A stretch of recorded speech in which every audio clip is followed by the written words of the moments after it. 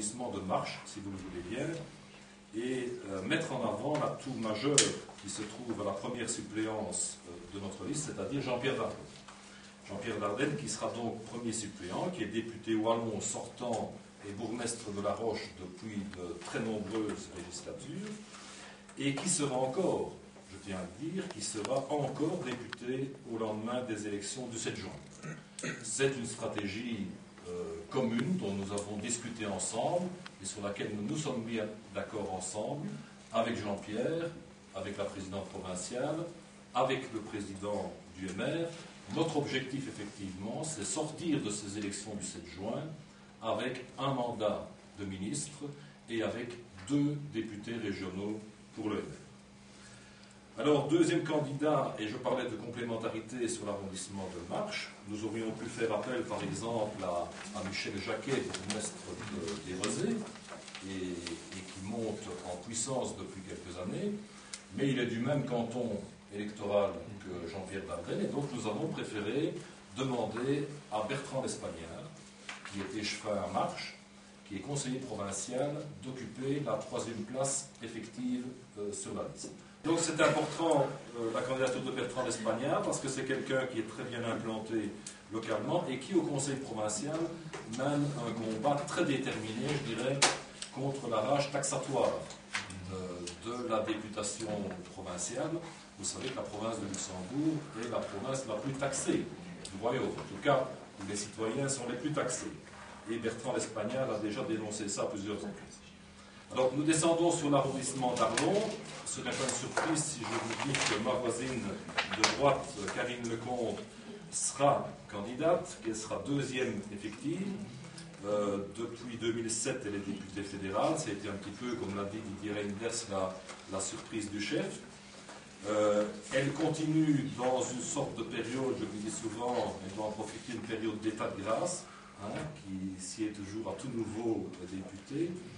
Élu. Sa popularité est croissante dans la région d'Arlon et son action au Parlement ne passe pas inaperçue à travers tous ces thèmes de prédilection qui sont principalement la formation en général, ou l'accueil de la petite enfance, où elle mène un combat à la Chambre avec sa collègue Florence Rethel. Je pense d'ailleurs ne pas dévoiler la couronne en disant qu'une réunion de travail est programmée par les deux. Le 27 avril avec l'ONE et tous les représentants du secteur. Voilà, donc Karine Lecomte, toujours pour rester sur Arlon, 4e et dernier suppléant, pour pousser la liste, comme on dit, André-Marie Morosine, qui se trouve là-bas sur ma gauche, à votre droite. Il était échevin, chef d'entreprise quadragénaire, il nous vient d'Atu, donc la commune d'Aubange.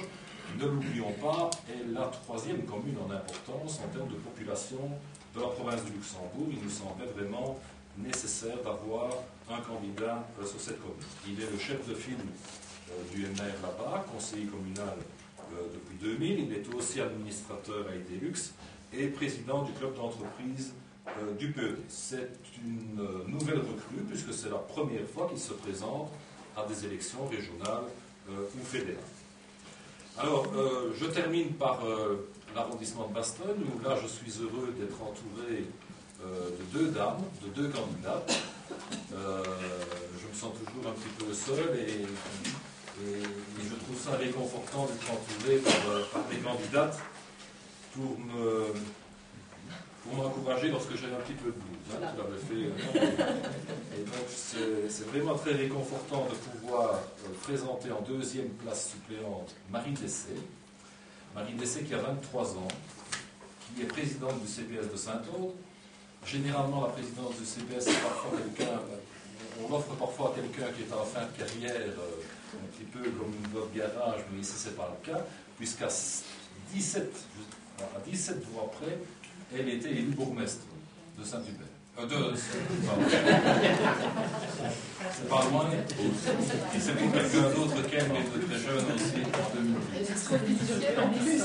Et donc, je pense que le fait qu'elle ne soit pas bourgmestre, c'est attendre pour mieux rebondir, je dirais. Elle était déjà candidate aux élections fédérales en 2007, où elle a fait plus de 7000 voix. Et donc on compte énormément sur elle comme représentante de la jeunesse et de sa région. Pour montrer d'ailleurs qu'on mise sur elle dans sa commune, vous savez que la loi a changé, que le président de CPS maintenant participe avec voix délibérative aux réunions du collège. Eh bien, le collège a décidé de lui confier, en plus des matières sociales, le tourisme et l'agriculture. Voilà, donc elle est vraiment bien occupée. Et je terminerai par la 7e et dernière candidate de la liste, qui occupera la 3e suppléance, c'est Brigitte Capras de Gouvy. Elle aussi, c'est la première fois qu'elle se présente à des élections régionales, mais elle a une expérience importante à l'échelon local, puisqu'elle est premier échevin à Gouvy, avec en charge les finances, l'économie, l'emploi, les PME, l'urbanisme, l'aménagement du territoire, la culture et les sports. Je ne sais pas ce qu'elle a laissé aux autres.